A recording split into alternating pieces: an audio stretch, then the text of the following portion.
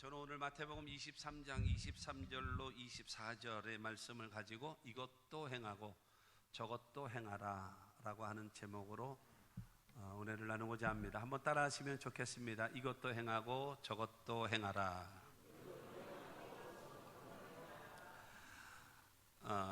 인터넷에 들어가서 죽기 전에 꼭 읽어야 할 책 1001, 죽기 전에 꼭 읽어야 할 1001권, 그러니까 1001권 그런 것이 있습니다. 그래서 네이버에 들어가서 쳐보시면 거기서 1번부터 시작해서 1001권까지의 그 책목이 쫙 적혀 있습니다. 죽기 전에 꼭 봐야 할 영화 1001개의 영화, 죽기 전에 꼭 들어야 될 그런 음악, 죽기 전에 꼭 가봐야 할 1001곳 장소, 뭐 이런 게 남아 있어요. 거기에 782번째, 그러니까 782번째에 읽어야 할 책 중에 하나가 뭔가 하면 지킬 박사와 하이드입니다. 지킬 박사와 하이드라고 하는 이 책은요, 이 한 도시에 한 사람이 있어요. 낮에는 인정받고 존중받고 학식이 있고 그 다음에 모든 사람들 앞에 칭찬을 받는 사람, 지킬 박사가 있습니다. 근데 그 지역에 저녁 때만 되어지면 아주 악한 사람이 나타나는 거예요. 폭력도 행하고 방화도 저지르고 여러 가지 악한 일들을 많이 하는 거예요. 그래서 모든 사람들이 동원해서 나중엔 그 사람을, 하이드를 잡습니다. 하이드를 잡아봤더니 모든 사람들이 깜짝 놀란 거예요. 그 낮에 그렇게 학식이 있고 인정받고 존경받는 지킬 박사예요. 그 지킬 박사라고 하는 그 사람이 낮에는 지킬 박사로서 사람들 앞에 인정도 받고 칭찬도 받고 존경받으면서 살아갔던 그 사람이 저녁이 되어지면 하이드가 되는 거예요. 근데 이 사람이 지킬 박사로서 낮에 그 사람이 그 행동을 하면서 하고 싶은 쾌락, 하고 싶은 악행, 이것을 하지 못하고 억제하는 거예요. 억제하다가 저녁이 되어져서 하이드로 바뀌어지고 변신이 되어지면, 그러니까 두 얼굴의 사나이처럼요, 변신이 되어지면 낮에 지킬 박사로서 그 행동하고 있다가 선하고 착하고 귀한 모습으로 살아가면서 하고 싶었던 쾌락, 하고 싶었던 악행, 그것을 하이드 때에 그거를 저지르는 거예요. 그거를 반복해서, 여러분 그것을 반복하다 보니까는 그 하이드의 행동, 그러니까는 지킬 박사의 마음속에 있었던 그런 쾌락과 그 다음에 악행, 하고 싶었던 거를 저녁 때 하이드 때 계속 반복하다 보니까는 이게 익숙해져서 이것이 중독이 되어졌어요. 그렇게 되어지다 보니까 결국에는 여러분 그 하이드에서 나타났던 악행과 그 다음에 그 쾌락을 추구하는 그 모든 것들로 인해서 결국에는 지킬 박사가 파멸됩니다. 몰락해버리고 말아요. 사람에게는 이중성이 있다라는 거예요. 이중성. 근데 어떤 것이 나를 장악하느냐라는 거죠. 어떤 것이 나를 장악해서 나를 점령을 할 것이냐라고 하는 겁니다. 약대 코크시라는 것을 들어보셨죠? 여러분 이 사막을 여행하던 사람이 여행을 하다가 저녁이 되니까 이제 텐트를 치고 잠을 자는 거예요. 낙타는 밖에 있는데 저녁이 되니까 뭐가 쑥 들어오는 소리가 들린 거예요. 눈을 딱 떠보니까는 약대가 코를 집어넣은 거예요. 텐트 안으로. 그저 이놈아 여기 왜 들어와? 그러고 나서 못 들어오게. 왜냐면 여기 사람이 텐트를 치고 자는데 약대 코가 들어온 거예요. 그러니까 못 들어오게 하니까는 이 낙타가 말을, 이야기니까 낙타가 말을 합니다. 바람이 너무 센 바람이 불어서 코가 시려워서 견딜 수가 없습니다. 코만 집어넣으면 좋겠습니다. 코야 뭐. 그래서 코를 집어넣을 거를 그냥 허용을 한 거예요. 한참 있다가 이제 자다 보니까 뭐가 쑥 들어오는 소리가 들리더라고요. 딱 해봤더니 낙타 머리가 쑥 들어온 거. 얼굴이 너무 시려워요. 그러다가 이제 이해해주고 그러고 또 잤어요. 잠을 자다 보니까 우직근 소리가 나더래요. 탁 봤더니 낙타가 앞발까지 다 들어와 버린 거예요. 그래서 막 야단을 쳐도 이미 들어와 버린 거 어떡하겠습니까? 그러나서 이제 또 피곤해서 잠을 자는데 추워서 견딜 수가 없어서 깼어요. 깨서 보니까는 텐트 속에 낙타가 들어가 있고 자기는 텐트 바깥에서 달달달달달 떨고 있더라는 거죠. 지킬 박사와 하이드가 있는데 이 하이드가 지킬 박사를 먹어버린 거예요. 약대하고 사람하고 있었는데 약대가 여러분 사람을 몰아내버리고 텐트를 약대가 차지해버리고 마는 거예요. 사도 바울이 로마서 7장을 통해서 내 속사람으로는 하나님의 법을 따르기를 원하는데 내가 행하는 것은 하나님이 원치 아니하는 악을 행하는도다. 오, 누가 나를 건져낼 것이냐 이 사망의 몸에서 막 괴로워했어요. 그 탄식, 그 하나님의 사람으로서 하나님의 법을 따르기를 원하는 내 마음, 근데 내가 행하고 있는 그 행동은 하나님이 원치 아니하는 악을 행하는 이 두 사이의 갈등, 이거 어떻게 할 것이냐라는 거죠. 여러분 갈라디아서 5장 17절 말씀 보게 되어지면 육체의 소욕은 성령을 거스리고 성령은 육체를 거스리나니 이 둘이 서로 대적함으로 너희가 원하는 것을 하지 못하게 하려 함이라. 내 마음속에 육체의 소욕이 있고 성령의 소욕인데 이 두 사람이 싸운다라는 거예요. 계속. 그래서 서로를 방해하는 거예요. 여러분 누가 이깁니까 지금? 성령의 소욕이 이깁니까? 육체의 소욕이 이깁니까? 그 싸움이라는 거예요. 내 속에서. 이런 삶을 여러분 살아가는 것이 우리란 말입니다. 그런데 여러분 지킬 박사로서의 계속 모습을 가지고 살아가고 있다가 여러분 지킬 박사의 마음속에 하고 싶었던 것들이 하지 못하고 억제하다가 하이드 때에 반복하고 중독되어지다가 지킬 박사의 삶이 허물어지고 망가진 것처럼 나의 삶의 모습이 여러분 어떠냐 이거예요. 우리가 주님 앞에 서는 날 인정받아야 되잖아요. 주님 앞에 나의 가는 이 길 끝에서 나는 주님을 보리라. 영광의 내 주님 나를 맞아주시리. 맞아주셔야죠. 잘했다. 너 그 모양으로 살았어. 이러면 어떠냐 이거예요. 이러면 어떡할 거냐 이거죠. 우리들이 살아가는, 여러분 그런 말 있잖아요. 속도보다는 방향성이 중요하다고요. 아무리 여러분 빠르게 간다 할지라도 내가 어디를 향하여 간다라는 목적이 정확히 정해지지 아니하면 아무리 빨리 가도 도달할 데가 없어요. 목적이 없으니까요. 그러나 내가 아무리 황소걸음처럼 천천히 느리게 걸어간다 할지라도 목표가 정확하다 보면 언젠가는 도달할 때가 있는 겁니다. 그렇기 때문에 여러분 속도가 중요한 것이 아니라 방향이 있어야 돼요. 목표를 세워야 돼요. 그래서 그 목표를 향하여 우리는 나아가야 합니다. 그런데 우리 교회의 표어죠. 우리 교회의 새로운 표, 하나님을 기쁘시게 하며 사람에게도 칭찬을 받는 교회.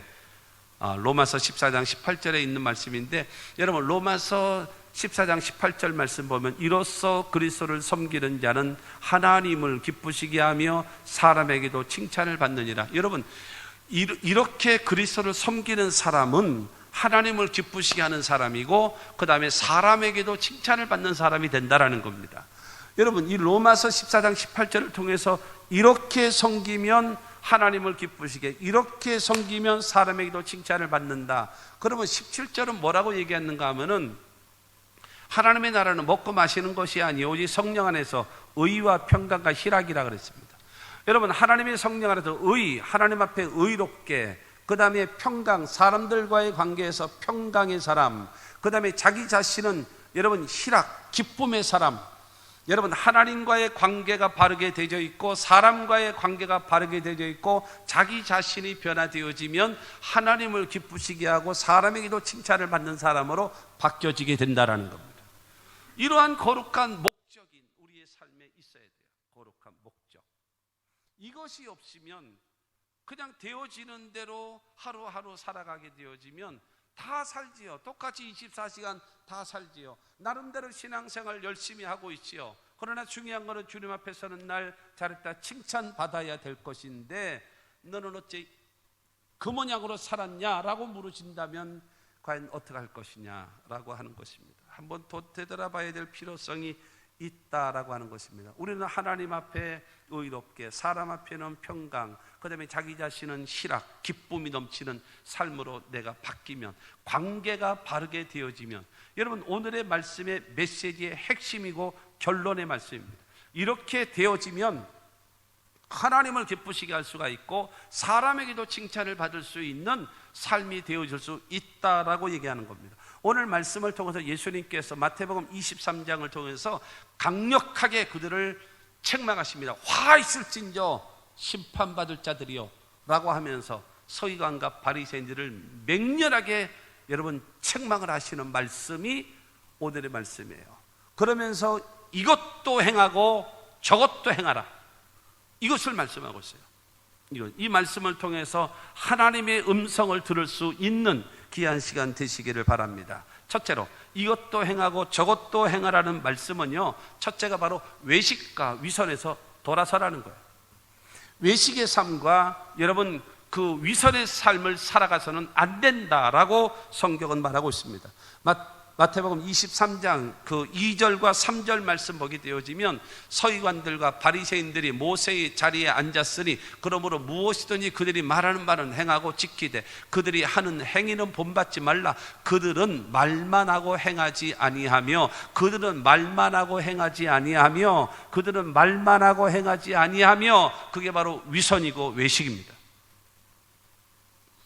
여러분 그와 같은 모습, 왜 그 사람들이 가르치는 말은 따라라 그러나 그들이 행위는 본받지 마라. 왜냐하면 그 사람들은 말만 하고 남들을 가르치기만 하고 자기네는 하지 않는 외식과 위선의 사람이다라고 예수님 말씀하고 있는 것입니다. 서기관은 어느 사람입니까? 서기관은요, 그 당시 인쇄 기술이 없으니까 성경을 기록하는 거예요. 성경을, 그러니까 구약 성경을 통해서 율법의 말씀과 이런 말씀들을 사람들 앞에 보급을 해야 되잖아요. 성전들마다 회당이 생기면 그곳에다가 여러분 성경을, 율법을 기록해 가지고 전달해 줘야 되잖아요. 그렇기 때문에 그걸 하는 자들이 누구냐면 서기관들입니다. 서기관들. 이 서기관들은요, 성경을 필사하는 사람입니다. 적는 거예요. 옛날에 여러분 그 당시에 종이가 있었나요? 종이 없었잖아요. 그러니까 최초의 여러분 종이 파피루스, 그 이집트에 가면 파피루가스 있습니다. 그러니까 파피루스. 그래서 그 갈대 같은 그런 것들을 갖다가 이게 얇게 썰어요. 얇게 썰어가지고 이렇게 여러 개를 겹쳐요. 그러다음에 이거를 꽉 누릅니다. 꽉 누르게 되어지면 여러분 그것으로 인하여 이것이 붙어버려요. 그러고 나서 그걸 말리면 최초의 종이인 파피루스가 생깁니다. 그러면 거기다가 여러분 말하자면 이제 성경을 필사를 하는 거예요. 그런데 이게 말라버리면요, 푸석푸석해지고 깨져요. 보관을 잘하지 못하면 이게 오래가지를 못하는 거예요. 그래가지고 그 당시에 제일 좋은 성경을 기록할 수 있는 것이 뭐냐면 양피 가죽입니다. 양을 잡아가지고 껍질을 벗기는 거죠. 그리고 속 알맹이만 이제 뭐 이렇게 먹고 그러고 이제 양 껍질을 통해서 거기다가 그 이제 성경을 기록하는 겁니다. 그러니까 이 사람들은 항상 성경을 필사합니다. 성경을 연구하는 사람입니다. 그러다 보니까는 많이 알게 되어지니까는 성경을 가르치는 자, 그러니까 성경의 전문가들입니다. 이 서기관들은요. 그리고 바리새인은 어떤 사람이냐? 바리새인은요, 바리새라고 하는 것은요, 말 그대로 무엇인가 하면 다르다라는 거예요. 내가 너희들보단 다르다. 너희들하고는 다르다라고 하는 이름 자체가 바리새입니다. 바리새. 그래서 자기네들이 이름을 바리새로 지은 거예요. 바리새인으로 지은 거예요. 그래서 다르다라는 거예요. 그러니까 이 바리새인들은 어떤 사람들인가? 종교의 전문가들이에요. 종교의 지도자들입니다. 예배 드리는 것과 예배하는 것과 기도하는 것과 헌신하는 것, 이거에 여러분 전문가들입니다. 여러분 서기관은 최고의 성경학자들이고, 그 다음에 바리새인들은 종교 지도자들이고 최고의 여러분 그 말씀대로 살아가고 신앙생활을 잘하는 사람 중에 한 사람이 바로 바리새인이고 또 한 사람은 서기관이었던 것입니다. 여러분 이런 사람들, 그런데 예수님 말씀하십니다. 마태복음 5장 20절 말씀 보면은 내가 너희에게 이르노니 너희 의가 서기관과 바리새인보다 더 낫지 못하면 결코 천국에 들어가지 못하리라. 저 결코 천국에 들어가지 못하리라 말씀은 결단코 무슨 수단과 무슨 방법을 통해서라도 절대로 천국에 못 간다. 저 서기관과 바리새인보다 너희들의 의가 더 낫지 아니하면 결단코 못 들어간다. 무슨 수를 써도 천국에 못 들어온다. 예수님 말씀하신 거예요.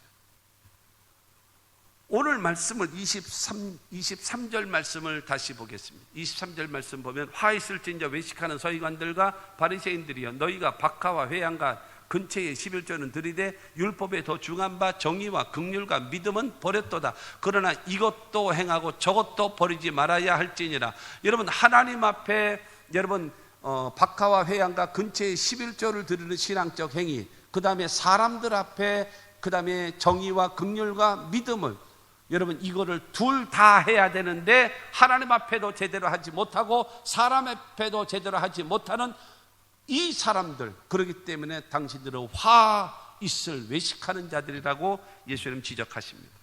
25절에도 보면은요, 25절에 보면 화 있을진저 외식하는 서기관들과 바리새인들이요 잔과 대접에 겉은 깨끗하되 그 안에는 탐욕과 방탕으로 가득하게 되었도다. 겉은 깨끗한데 속이 더럽다라는 거예요.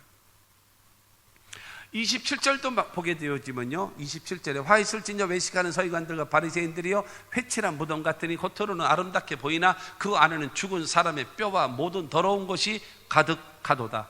여러분 이스라엘 백성들은 그 3대 절기 유월절과 그 다음에 오순절 맥주절과 그 다음에 장막절 때는요 세계 각지에 흩어져 사는 사람들이 전부 다 예루살렘으로 모입니다. 그러나 지금이나 그때나 변함없이 여러분 그 숙박시설이 좋은 게 아니에요. 근데 엄청나게 사람들이 많이 모입니다. 여러분 그 예루살렘이라고 하는 곳은요 지금 유대교의 성지죠, 그 다음에 기독교의 성지죠, 카톨릭의 성지죠, 이슬람의 성조지요. 거기가 성지입니다. 아주 본부입니다. 거기가 예루살렘이. 그러니까는 모든 종교들이 다 모이는 거예요. 그러니까 어쨌든 구약 시대 때에는 그 시대 때 예수님 당시에 그 시대 때에는 어쨌든 그 유대인들이 모인단 말입니다. 유대인들이 모이게 되어지면 들에서 잠을 못 자요. 들에서는 잠을 잘 수가 없습니다. 왜냐하면 낮과 밤의 기온 차이가 30도 40도 이상의 기온 차이가 나기 때문에 새벽마다 비 오는 것 같은 이슬이 내립니다. 그래서 다 옷이 젖어요. 비가 온 것 같이 다 내리기 때문에, 젖어버리기 때문에 사람은 못 견디는 거예요. 바깥에서 비 맞고는 안 되는 거예요. 그렇게 되어지기 때문에 어디로 들어가는가 하면 굴 속으로 들어갑니다. 굴 안에 들어가서 자는 거예요. 그런데 우리나라의 무덤 같은 경우는 매장이잖아요. 땅에다 묻어서 이렇게 봉을 씌워버리잖아요. 못 나오게 아예 그냥 묻어버리잖아요. 그러나 여러분 이 이스라엘 사람들은 그렇지 않습니다. 굴에다가 집어넣습니다. 굴의 크기에 따라서 5대조가 들어가기도 하고 10대조가 들어가기도 하고 굴이 많이 크면은 20대조도 들어가는 거예요. 그러면서 이제 거기다가 미라처럼 싸가지고 거기다가 다 이제 집어넣어요. 근데 왜 그렇게 하느냐? 그들은 부활을 믿기 때문에. 메시아가 재림하시고 마지막 때가 되어지면 전부 다 부활할 거를 믿고 있기 때문에. 여러분 예루살렘 근방에 돌들이 많이 있어요. 그게 전부 다 뭐냐면 그게 관입니다. 관. 근데 거기 보게 되어지면 관 뚜껑 있잖아요. 뚜껑에다가 돌 요만한 거 하나씩 주먹만한 거를 다 갖다 놉니다. 그래서 이 관 뚜껑에 꽉 덮여 있질 않아요. 그 이스라엘 돌 무덤 있잖아요. 돌 무덤, 관으로 된 돌 무덤이요. 그 전부 다 열려 있습니다. 요만큼. 이게 돌을 그대로 이렇게 공개해 가지고 그냥 뚜껑이 이렇게 돼 있어요. 그러니까 그 안에 뭐가 들어가요? 공기가 통하는 거예요. 그러니까 우리나라로서는 상상을 못 하는 거죠. 상상을 못 하는. 그렇게 돼 있거든요. 그러니까 그들은 이제 굴에다 집어넣는단 말이에요. 그런데 절기를 지키기 위해서 이제 가족이라든가 동네 사람들이 가서 이제 한 큰 굴에 들어가다 다 잠을 자고 아침에 이제 하나님께 이제 절기를 지키러 가려고 했는데 보니까는 사방에 보니까 막 시체가 잔뜩 들어있는 거예요. 그러면 뭐 기겁을 하지 않겠습니까? 그렇지 않겠어요? 아무리 그래도 부활의 신앙을 믿고 그래도 남의 죽은 시체를 보면 좋을 사람이 아무리 미라처럼 싸놨을지라도 좋은 사람이 어디 있어요? 그러니까는 이스라엘 당국이 어떻게 했는가 하면은 무덤으로 쓰는 굴들은 거기다가 회를 칠하자. 그러니까 지금으로 말하면 우리로 얘기하면 페인트 칠을 하자. 그래서 이게 페인트 칠을 해놓으면 그러면 딱 보면은 칠이 깨끗하게 돼 있으면 아 저건 무덤이구나. 그런데 이게 봐도 그냥 자연스러운 굴로 돼 있는 거는 여러분 겉도 자연스럽고 속에도 자연스러운 굴이란 말이에요. 그러면은 그 안에는 굴의 크기에 따라서 얼마만지간에 많은 사람이 들어가서 잠을 잘 수도 있는, 여러분 다윗을 따라다니는 여러분 몇백 명의 군사들이 사울을 피해서 굴 속으로 들어갔다 그러잖아요. 그러니까 굉장히 큰 굴도 있는 거란 말이죠. 이제 그렇게 되어서, 그러니까 회칠한 무덤이라는 것은 바로 무엇인가 하면 속에는 시체가 있어요. 속에는 썩어 있어요. 근데 겉은 아름다운 거예요. 너희 바리새인과 서기관들의 신앙의 모습이 바로 무엇과 같은가? 회칠한 무덤과 같다라는 거예요. 그러면서 너희는 심판받을 자들이라고 여러분 예수님이 말씀하십니다. 결정적으로 보면 여러분 마가복음 7장 6절 말씀에 보게 되어지면요, 이르시되 이사야가 너희 외식하는 자에 대하여 잘 예언하였도다. 기록하였으되 이 백성이 입술로는 나를 공경하되 마음은 내게서 멀도다. 너희들이 입으로는 나를 잘 믿어, 입으로는 나를 잘 찬양해, 입으로는 나에게 기도를 잘해, 입으로는 신앙생활 잘해. 그러나 너희 마음은 나하고 없잖아. 이 결정적인 겁니다. 이게 결정적인, 이게 바로 외식이요, 이게 바로 위선이라는 거예요. 여러분 외식이 무엇입니까? 바깥쪽은 아름답게 장식하는 거예요. 그러나 여러분 내부 쪽은 엉성해요. 여러분 꽃꽂이를 보세요. 옆에 이게 장미가 펴있는 꽃꽂이, 여러분 보실 때 이쁘잖아요. 여러분 우리 장윤식 장로님하고 저하고 보는 뒤쪽도 아름다울 거예요? 이게 아니란 말이에요. 아까 저기 2부 때 에스더 권사님 뭐 그랬어요? 왜 자기 보려고 이쁘게 만들고 우리 보려고는 이쁘게 안 만드냐? 라고 얘기를 그냥 우스갯소리를 한 겁니다. 여러분 이처럼 겉에 쪽은 아름답게 단장을 하고 속은 여러분 단장하지 않는 이 모습이 바로 외식이라는 거예요. 오래전에 텔레비를 본 것 같은데요, 선진국과 후진국이 물건을 만드는 것을 보면 이 선진국 것들은요 정교합니다. 그리고 깨끗합니다. 뒷마무리가 깨끗해요. 이제 그런데 이 후진국들은요 앞에 모습은 깨끗한데 뒤에 안 보이는 모습은 그냥 막 엉망진창이에요. 그렇게 얘기하다가 미국에 있는 그 뉴욕의 자유여신상 있잖아요. 저는 실질적인 건 못 봤어요. 텔레비전은 봤어도 자유여신상 그 모습이 있잖아요. 그거 굉장히 크지 않습니까? 굉장히 크고 이렇게 돼 있는데, 지금은 그거를 여러분 그 자유여신상에 머리 보셨습니까? 머리 속 안에 여기 뭐 왕관 같은 거 쓰고 요 안에 있잖아요. 머리가 있을 거 아니에요. 여러분 이거 보신 일이 있습니까? 볼 수 있어요?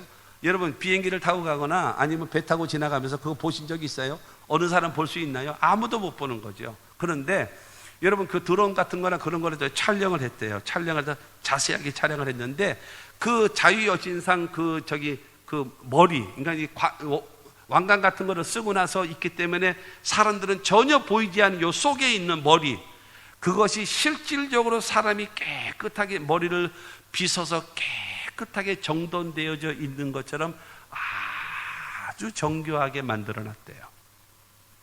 그러면서 이것이 선진국의 물건이다라는 거예요. 겉과 속이 깨끗한 모습. 여러분 우리나라는요 잘 사는 나라입니다. 지금 여러분 1970년대만 하더라도 우리가 172개 나라에서 169등에 있어요.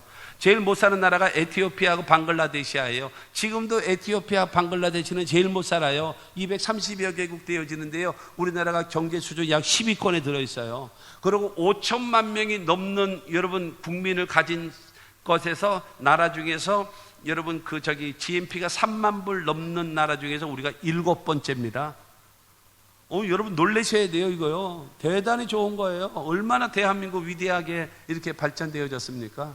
그러니까 중요한 거는 이제는요 옛날 후진국처럼 어렵게 힘들게 가난하게 찢어지게 가난하고 이런 시대가 아니에요. 세계가 우리 한국을 배우기를 원하는 여러분 그런 나라란 말입니다. 그야말로 선진국 문턱에 들어와 있는 나라고, 여러분 세계가 우리나라를 주목하고 있고 관심 갖고 있고 배우기를 원하는 나라인 것입니다. 그렇기 때문에 어떻게 가야 돼요? 겉과 속이 같아야 돼요.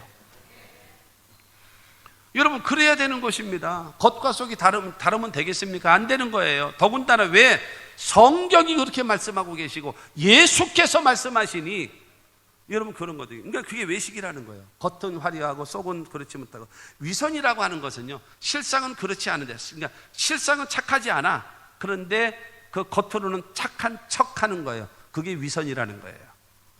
그러니까 외식과 위선이라고 하는 것은 무엇과 같은가 하면요, 연예인과 같아요. 영화 배우 같은 거예요. 그러니까 마치 뭐가 같은가 하면은 자기는 그렇지 않은데 그 역할을 맡아서 왕의 역할도 하기도 하고 못된 역할을 하기도 하고 그런다 그러더라고요. 어느 며느리가 며느리 역할, 아주 구박받는 며느리 역할을 하는 그 탤런트는요, 그 방송국 옆에서 식당을 가게 되어지면요, 주방 아줌마들이 맛있는 거 많이 다 갖다 준대요. 어렵지 힘들지 많이 먹어 그러고 갖다 준대요. 그건 연기한이라고 그거 당하는 것이지 실질적으로 그렇지 않은데, 그러니까 측은지심이 생겨가지고 그런 것도 있다 그러고, 못된 역할로 나온 사람은요 막 뭐라 그런대요. 그런다 그러더라고요. 그러니까 연예인들은 무엇인가 하면은 자기의 모습은 그렇지 않음에도 불구하고 연기 그 역할에 따라서 그거를 하는 겁니다. 그러니까 중요한 거는 외식과 여러분 위선이라고 하는 것은 무엇인가 하면 겉과 속이 다른 모습이라는 거예요. 우리가 하나님 앞에 사람들 앞에 모습이 이런 모습으로 살아가서는 안 된다라고 하는 거예요.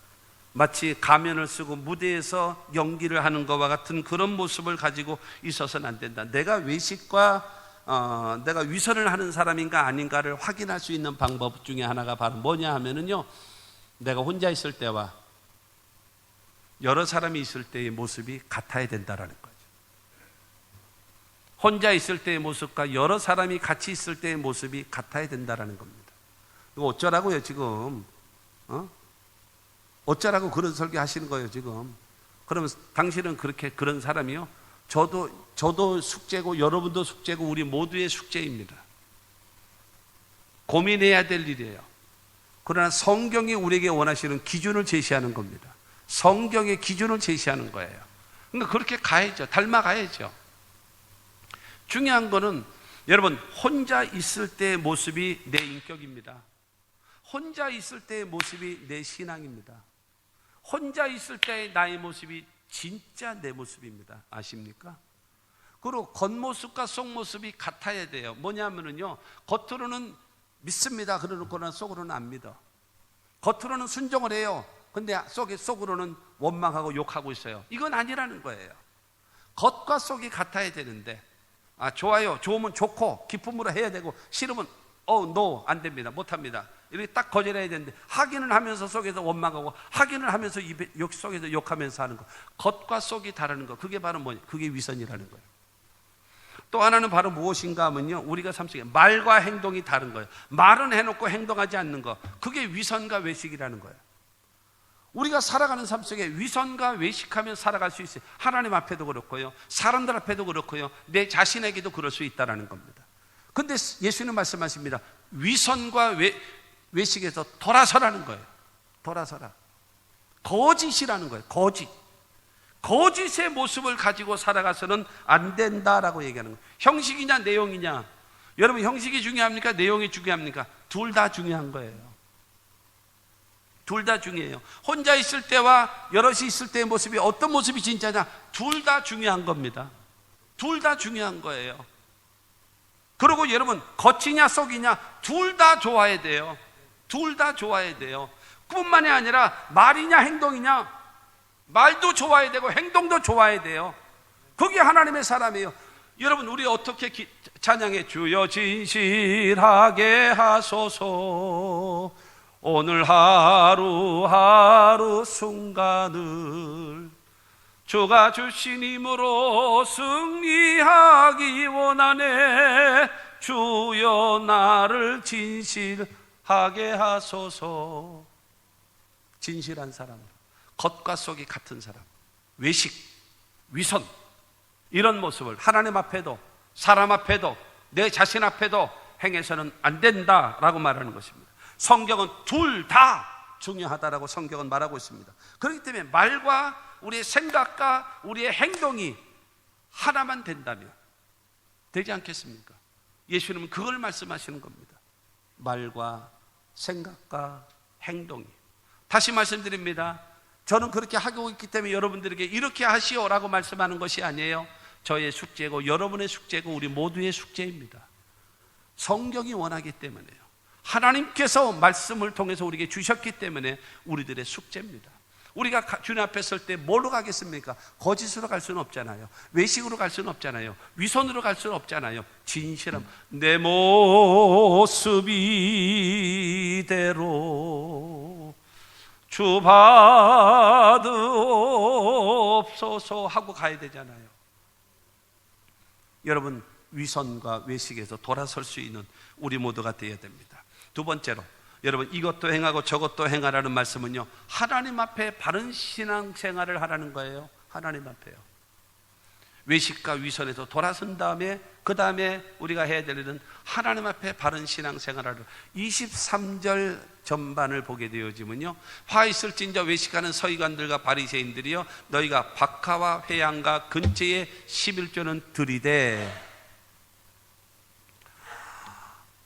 여러분, 이 외식하는 이 사람들은요, 그 박하, 회양, 근체와 같은 그 식물에 대한 11조는 하나님 앞에 철저하게 드리고 있다라는 거예요. 저 박하가 뭐냐? 독특한 향내를 지닌 채소랍니다. 회양은 뭐냐? 미나리과의 식품인데 양념에 사용되어지는 식물이랍니다. 약품에 쓰기도 하고 향료에 쓰기도 한데요, 근체라고 얘기하는 것은 구민초라기도 하고 양념이나 향료로 나는 이게 세상 처음 보는 거예요. 박하, 회양, 근체 어떻게 생겼는지도 몰라요. 근데 이렇게 되어져 있습니다. 그러니까 유대인들은 밭에다가는요, 각종 그 농작물들을 심습니다. 그리고 짜투리 땅이 있잖아요. 짜투리 땅. 여러분, 아파트 사시는 여러분들도 보면 베란다 같은 경우 이렇게 화분 이렇게 놓고 나서 상추도 심기도 하고 깻잎도 심기도 하고 고추도 심기도 하고 어느 사람은 토마토도 심기도 하고 그러면서 이게 되게 드시기도 하고 그러지 않습니까? 그렇게 하는 것처럼 짜투리 땅에다가 이처럼 박하, 회양, 근체 이와 같은 것들을 해서 이 향료, 그 다음에 양념으로 쓸 수 있는 것들을 만든다라는 거예요. 그런데 이 서기관들과 바리새인들은 이것을 통해서 얻어지는 여러분 식품의 양을 가지고 철저하게 하나님께 바친대요. 11조를. 어느 정도 그 사람들은 저기 하는가 하면요, 예를 들어서 이게 수확을 했잖아요. 수확을 했으면 키로로 달아가지고 20kg네? 그렇게 됐으면 2kg가 11조다 이러면 되잖아요. 근데 이 사람들은 그렇게 안 한대요. 숫자를 잰답니다. 그래가지고 절대로 조농사는 안 진대요, 이스라엘 사람들이. 왜냐하면요, 핀셋으로 하나씩 잰답니다. 그것에다가 화병 생길 것 같아, 그거. 핀셋으로 그걸 숫자를 세가지고 이게 숫자가 205,876개 뭐 이렇게 해가지고 이거를 10으로 나눠가지고 또 숫자로 해가지고 우라통 터질 것 같아. 우라통 터질 것 같아. 그러면서 나름대로 철저하게 11조를 드리는 것 같은 모습을 가지고 있다라는 거예요. 그렇게 하고 있다라는 거예요. 근데 중요한 것은 바로 무엇인가 하면요, 24절. 맹인된 인도자여, 하루살이는 걸러내고 낙타는 삼키는도다. 박하와 회양과 근체는 하루살이다. 그리고 밭농사, 소, 그 다음에 양, 염소, 낙이, 이거 키우는 것은 수입은 낙타다. 근데 하루살이는 걸러내면서 하나님께 바치면서 낙타는 통째로 삼켜 먹어? 이게 네가 하나님을 섬기는 거냐? 예수님 말씀하시는 거예요. 지금 놀랬죠. 기가 막히잖아요. 박하와 회양과 근체와 같은 거는 숫자를 세워가면서라도 하나님, 내가 이번에 방울토마토 해가지고 세상에 70개를 땄는데 7개 하나님께 드리지 않았습니까? 이러면서 하나님께 갖다 바쳐놓고는 농사지어서 하나님 앞에 여러분 수입을 얻고 그 다음에 얻어진 모든 거에 대해서는 그냥 꿀떡 넘어 생기는 거예요.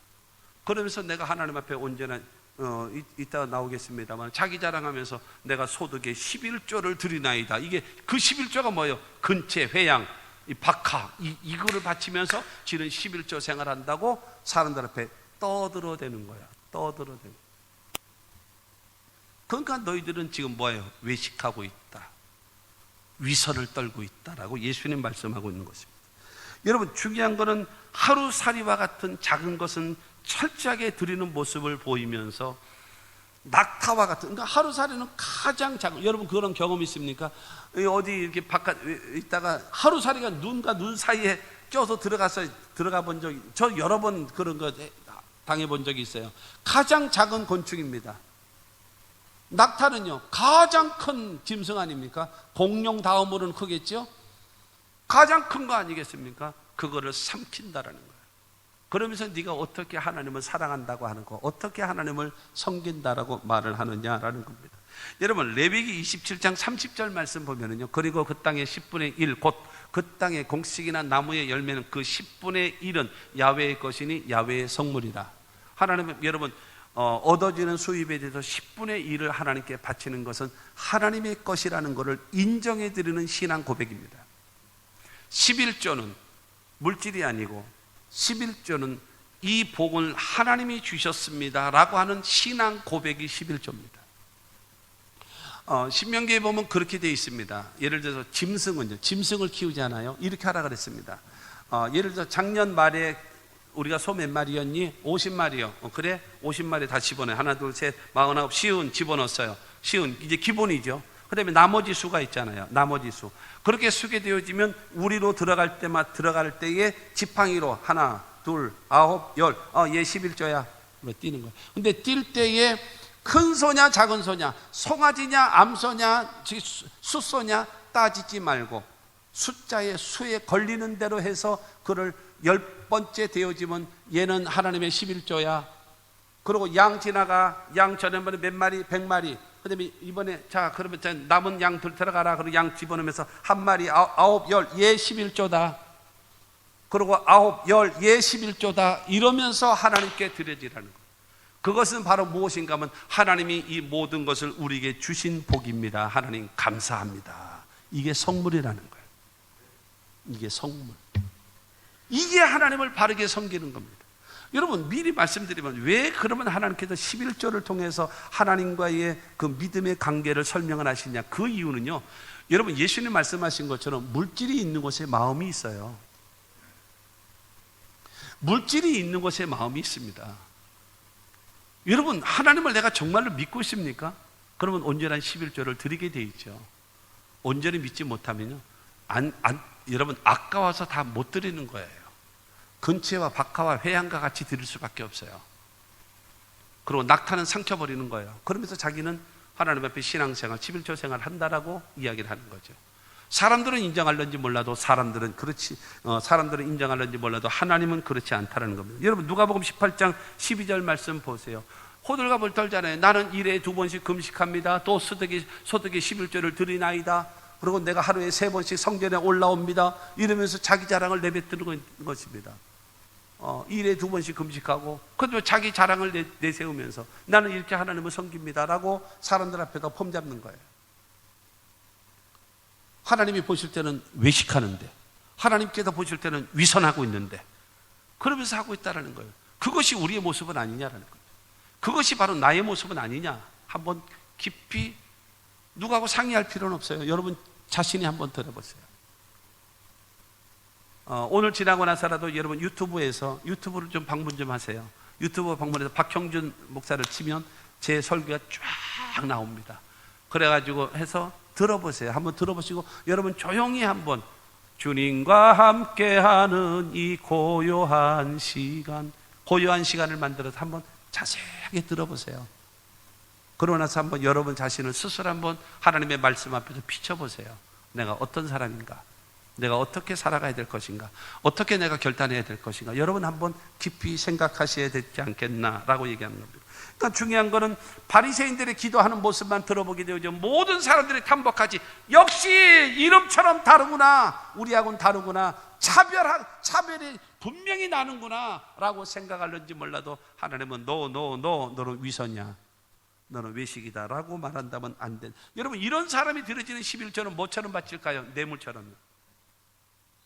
여러분 뇌물처럼 바쳐야지만이 인정받고 잘 봐주지 않겠나. 이 사람들이 내는 11조는 어떻게 내는지 아십니까? 세금 내는 것처럼. 안 내면 망할까봐, 안 내면 혼낼까봐. 그러고 내는 겁니다. 또 어느 경우는요, 11조를 이런 사람들은 어떻게 내는가 하면 투자하는 것처럼 30배, 60배, 100배로 역사할 줄로 믿습니다. 이러고 나서 투자하는 심정으로 하나님께 드려지는. 그러니까 중요한 것은 어차피 드리면서 내 마음이 안 와 있고, 여러분 세금 내는 식으로, 투자 내는 식으로, 뇌물 내는 식으로 이게 바치면 되겠습니까? 주는 자도 아깝고 받는 분도 기분 나쁘지 않겠습니까? 기왕에 믿는 거, 기왕에 하나님 섬기는 거, 살아계신 하나님을 살아있는 신앙으로 섬기시는 여러분 모두가 되기를 주님의 이름으로 축원합니다. 여러분 진실한 마음으로 여러분 하나님을 섬겨야 되지 않겠습니까? 말라기 3장 10절을 통해서 우리에게 말합니다. 만군의 야훼가 이르노라, 너희의 온전한 11조를 창고에 들여 나의 집에 양식이 있게 하고 그곳으로 나를 시험하여 내가 하늘문을 열고 너희에게 복을 쌓을 것이 없도록 붙지 아니하나 보라. 성경 전체에 하나님을 시험하라는 말은, 하나님을 시험하면 죄라고 성경은 말하고 있어요. 그런데 11조만큼은 온전한 11조, 온전한 11조를 하나님께 바쳐라. 그러면 하나님이 하늘문을 열고 너에게 복을 쌓을 것이 없도록 붙지 아니하나 시험해보라. 자신 있게 말하는 겁니다. 자신 있게 시험해봐라. 하나님을. 온전한 11조를 드린 자가 망하는 것 봤나?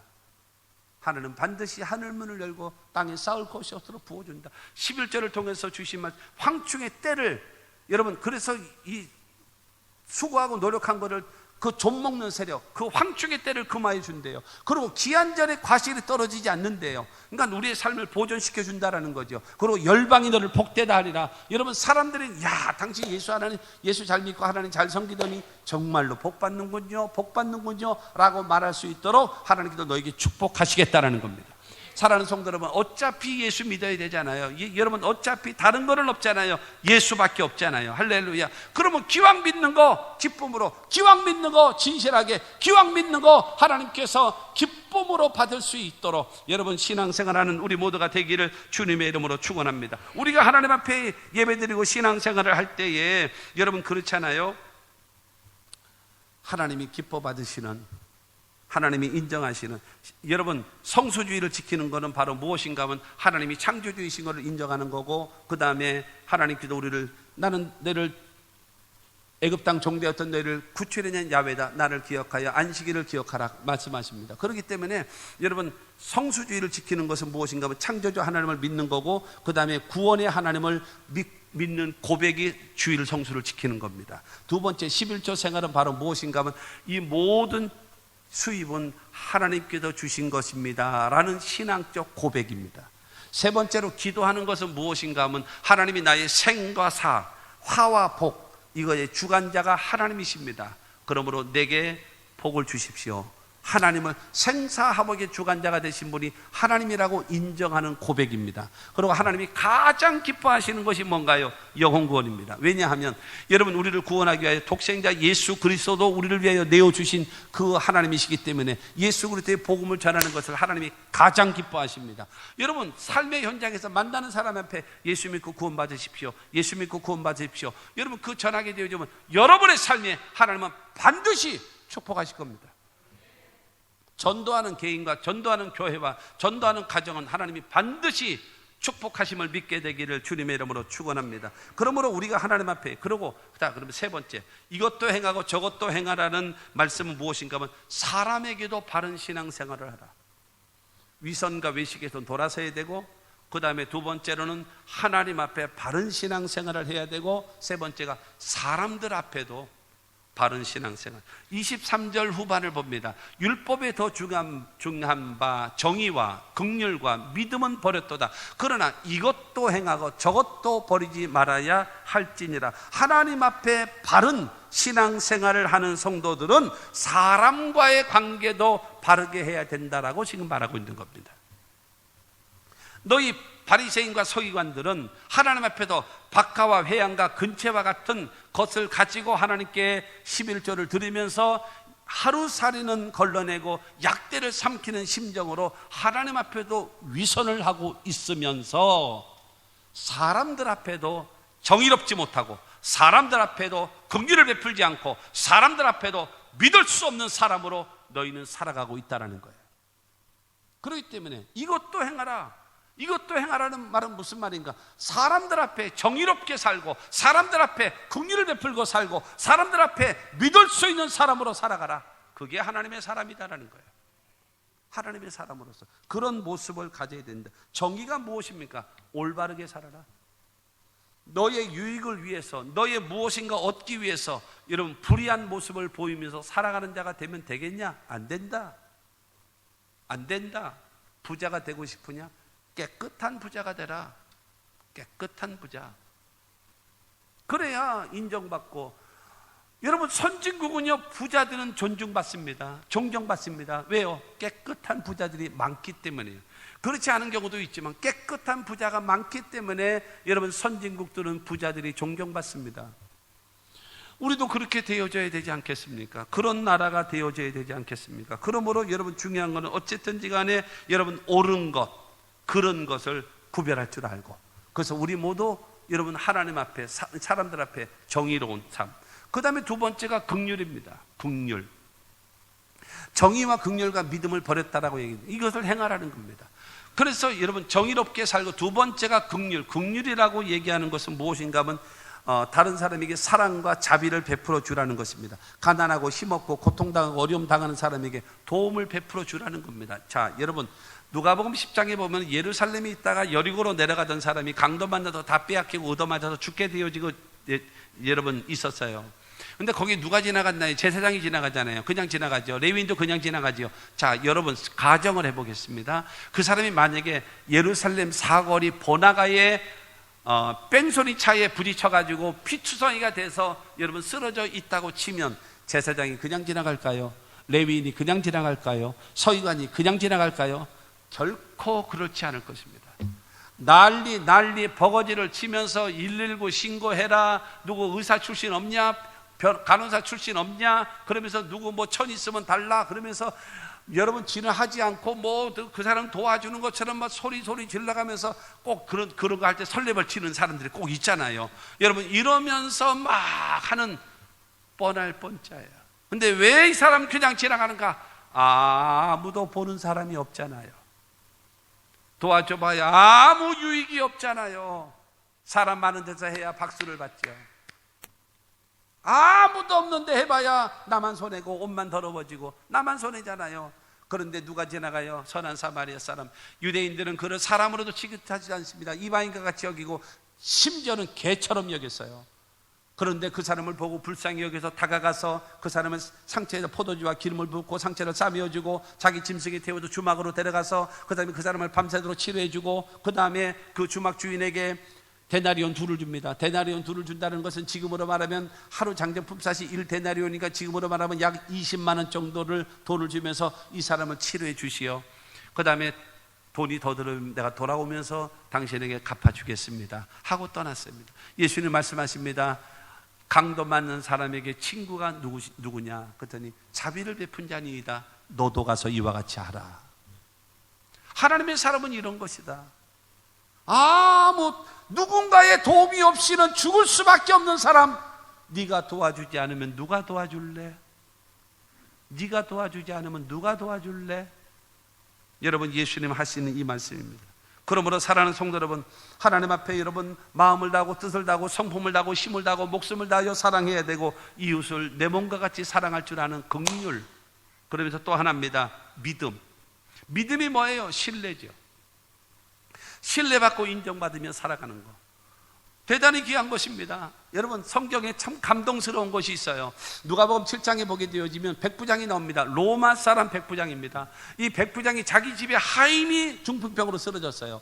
여러분 그 당시에 더군다나 로마의 백부장 군인입니다. 그런데 하인이 중풍병으로 쓰러졌어요.